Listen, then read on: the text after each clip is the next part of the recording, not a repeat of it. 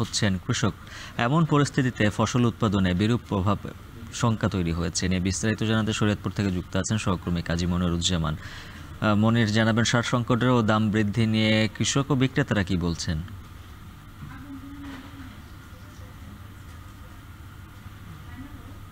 কৃষকরা বলছেন যে এই সার সংকট দেখিয়ে মূলত ডিলার পয়েন্ট থেকে এবং খুচরা পর্যায় থেকে কিন্তু সারের দাম বৃদ্ধি করা হয়েছে এবং তারা বলছেন যে প্রতি বস্তা সারে কিন্তু ৩০০ থেকে ৬০০ টাকা পর্যন্ত সার ভেদে এই বৃদ্ধি করা হয়েছে।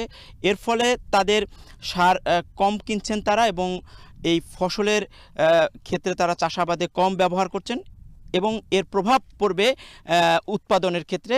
উৎপাদন কমে যাবে এমনটাই কৃষক এই পর্যায়ে কিন্তু শঙ্কা করছেন।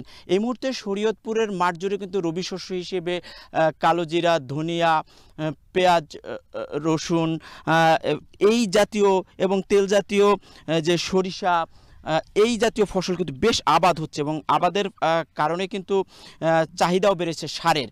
কৃষক সার কিনতে গেলে কিন্তু দাম বেশি দিয়ে কিনতে হচ্ছে এমনটাই কৃষক পর্যায়ে বলছেন এবং তার ফলে কিন্তু তারা কম সার ব্যবহার করছেন, উৎপাদনে প্রভাব পড়বে এবং দিন দিন এই সারের দাম বাড়ছে এমনটা কৃষক পর্যায়ে বলছে। ডিলার এবং খুচরা পর্যায়ে বলছে যে তারা কম পরিমাণে সার পাচ্ছেন, যার ফলে কিন্তু তারা বেশি দামে বিক্রি করছেন। আমরা কৃষি সম্প্রসারণ অধিদপ্তরের সাথে কথা বলছি, তারা বলছেন যে এবছর কৃষি মন্ত্রণালয়ে তারা যেই চাহিদা পাঠিয়েছেন ৪৫,১৭২ মেট্রিক টন সারের, সেক্ষেত্রে তারা কিন্তু অর্ধেকেরও কম সার পেয়েছেন ১৮,৯৬৭ মেট্রিক টন, যার ফলে কিন্তু সংকট সৃষ্টি হয়েছে এবং সেই ক্ষেত্রে তারা কিন্তু যাতে ডিলার পর্যায়ে এবং খুচরা পর্যায়ে দাম বৃদ্ধি করতে না পারে তারা পদক্ষেপ নিয়েছেন এবং সেগুলো নিয়ন্ত্রণে নেওয়ার চেষ্টা করছেন।